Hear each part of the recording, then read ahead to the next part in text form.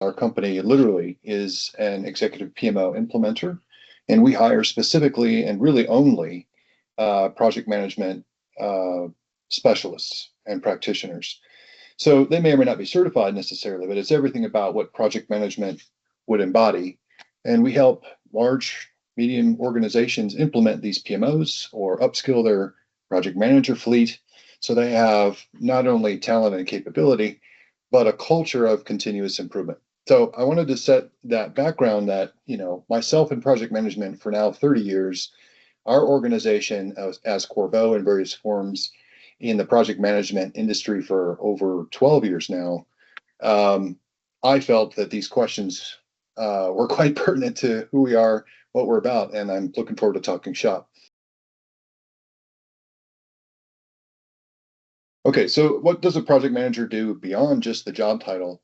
And I'm going to go with the as is. I'm going to cheat a little bit and talk about what I believe project management is becoming in this new high tech industry, right? AI, of course, is transforming business for everybody. And I know that's a buzzword and it makes everybody roll their eyes, but you can't avoid it. You have to talk about what it means specifically for project management going forward.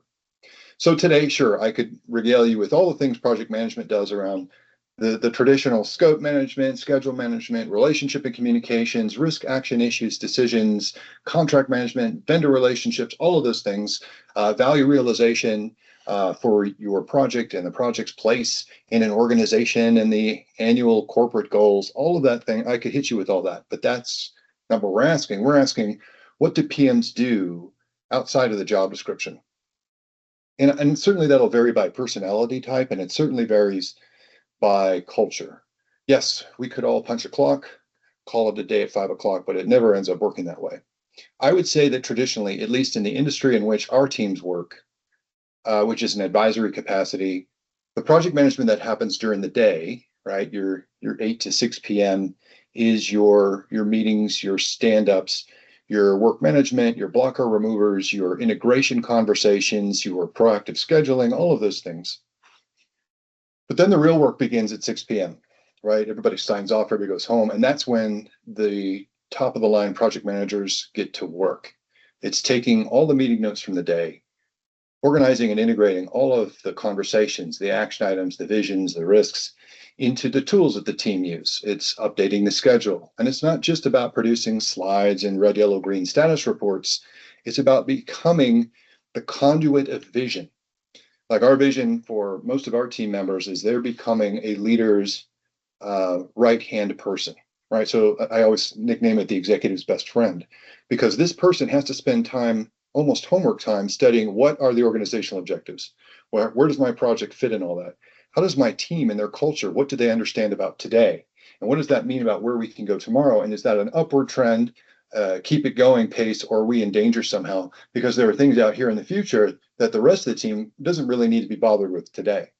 And so I think project management after hours is where all of that sort of strategic alignment and organizational stuff goes. And certainly I'm not a teacher, but it sounds to me a lot like what Mrs. Gerzine used to do for me when we were kids. I would stay after class and just kind of help her out. She was always prepping for the next day. Whether, and this was elementary school, maybe it was crafts, it was arts, it was learning how to do the alphabet on the chalkboard back then.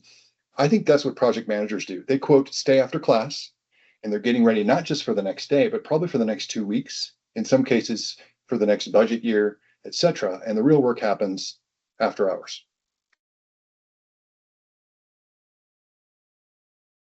So what skills separate great project managers from average ones? And that mark is always changing, right?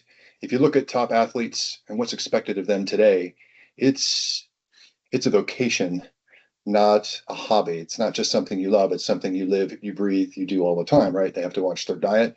They have to work on cardio one day and then durability the next day and recovery the following day, all of those things. So being an athlete has certainly transformed. Why has Ben talking about athletes? Because I think that transposes to the future of careers in project management. I think project management is becoming really project practitioners. I think that the craft is bigger than just the job title of being a project manager.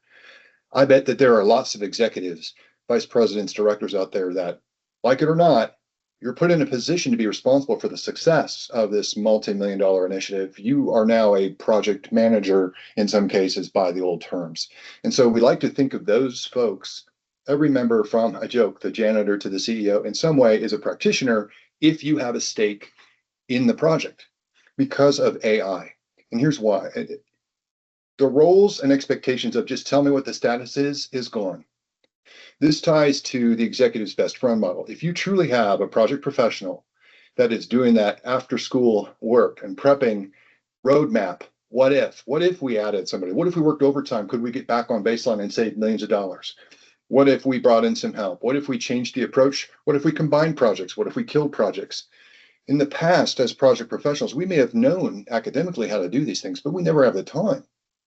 Now we have the time because AI can help me get status more quickly, and I have more information available to me. And if you're using AI agents effectively, different conversation, but if you're using them effectively, now your project managers, your project leads, your project team members, your project practitioners can make more informed decisions in a timely fashion. Here's where I'm going with that. Let's use an analogy. You're taking a road trip. Most of us would hop in the car. Maybe we have the family in the back. You've got a navigator or a friend right in the passenger seat with you, and you put your mobile device on the dashboard and you launch Google Maps, Waze, whatever it is, to help you navigate how to get there. If there's construction, it tells you to take a frontage road. If there's police, you might choose to slow down. It's assisting you as you go through the journey, and it's near real-time data. That is now metaphorically what's going on with your project practitioners, your team members, whether they're doing an IT project and they're transforming data or they're adding security, right? Or their construction even.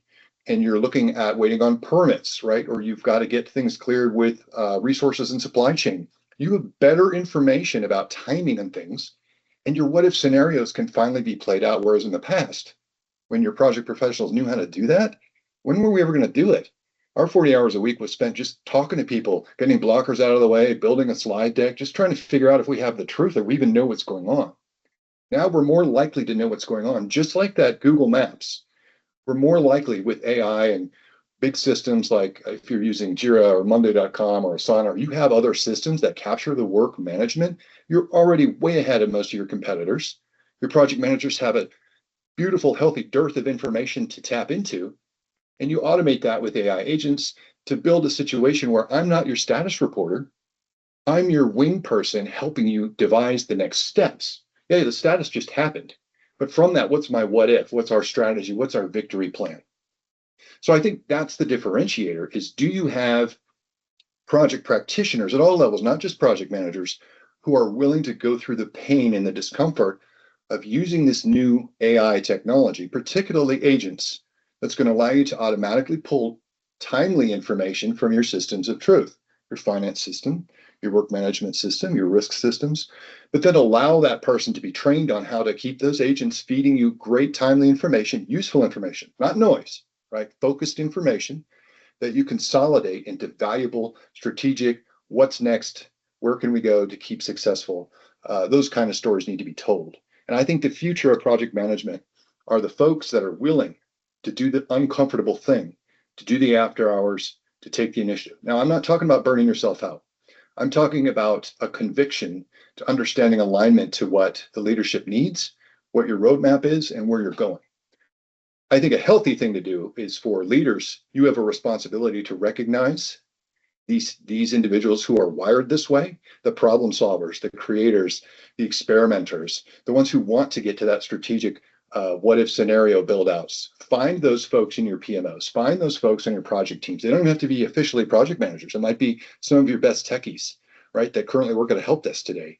You've got to look for those folks, invest in them, empower them, and then they can teach other folks how to make those simple automations so that those folks are informed and can make key decisions. So it sounds like a lot. It's really not. What do you look for in a project manager today? It's those that are willing to take initiatives, those that are willing to experiment a little bit, and then share what they learn to build a culture with others.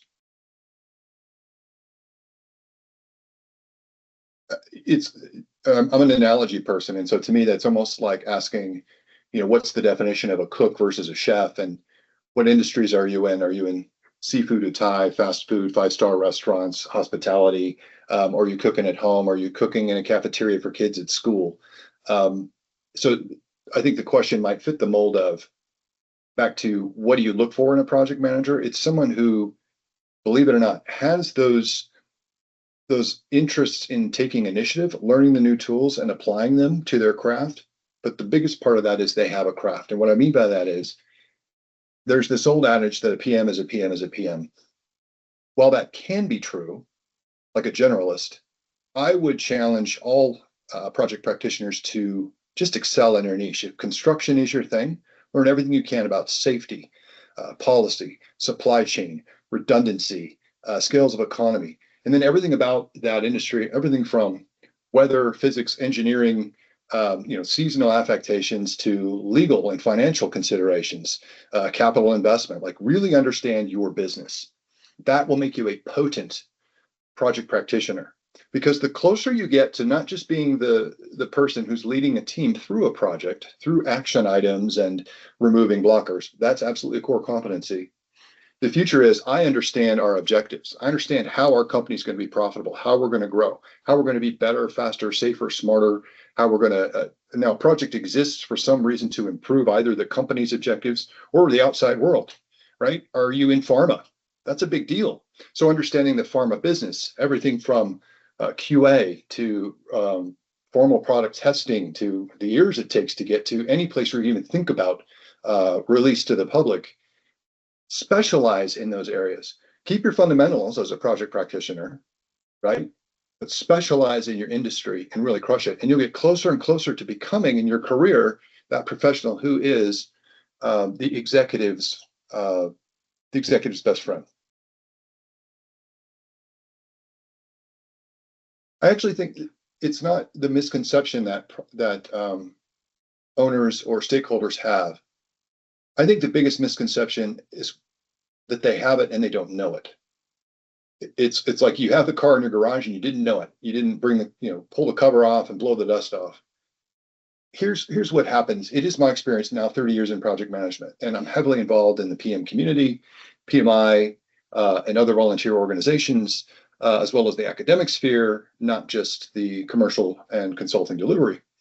And what I tend to see is there is a misunderstanding that project managers, in a nutshell, Ben, are you supposed to just take meeting notes and tell me if I'm red, yellow, green? Tell me what to do. Tell me when I'm late. There's this misconception that we solely exist as the administrative function of what has been traditional project management. Instead of recognizing everything we just talked about on those core capabilities of, it takes a certain mind to think in terms of integration, culture awareness, economic factors, business alignment factors, what makes a project successful in regards to tie-ins from one team to another across various lines of business. And make no mistake, there's always going to be some sort of siloed barrier to overcome, even if it's reaching to outside vendors, right? Or you're waiting on approval from regulatory bodies or government bodies, permitting, for example. So understanding all the connectivity is what a project manager or project practitioner brings. And I think the misunderstanding is, aren't you just supposed to drive? An easy one is, I think Scrum leads are underestimated. Everybody thinks that they're this servant leader, which is true, but they're facilitative and they remove blockers and they communicate with the product owners. But what you're missing is they're really in there understanding how the specialists in their sprint squads really know their business, and they're trying to understand during stand-ups and whatnot, really what are the intricacies they need, not just in their capabilities to do code or their understanding of a data model, understanding of enterprise architecture alignment, security alignment, tie-ins to finance, financial close, and all of these seasonal cycles need to be understood by your project managers and your scrum leads, because they affect unto the teams they want to make very, very productive and very, very successful. At the same time, they have to be able to look upward and manage upward and bring you as leaders the information that you need, just like that Waze navigation, in a timely way so you don't miss your freeway exit. Right? If we're just driving and we're driving and we're driving, and I find out that we need to take the exit right away, and that was last weekend, right? We needed to pull in some backup plan or reprioritize new features and functions for the next sprint, and we missed that window. That's a missed opportunity. So I think the misunderstanding is that project managers that you have, whether in title or not, are the ones that are your effective team leaders, are the ones that take the time to understand the significance of your business model and your business objectives. If they can align those priorities and they can take good care of their people, you've got project managers in-house today. And I think that's what people miss, is because we think a project manager is a meeting leader, a note taker, a schedule driver, an action item pusher. They just tell me when it's red. No, they are mobilizers and they're proactive watchers. And they're going to give you ideas about how to keep things on track, take corrective action. And if they're really, really good, they'll be trustworthy and be willing to tell you when things are red so that they can get it fixed and get it to yellow and get it to green.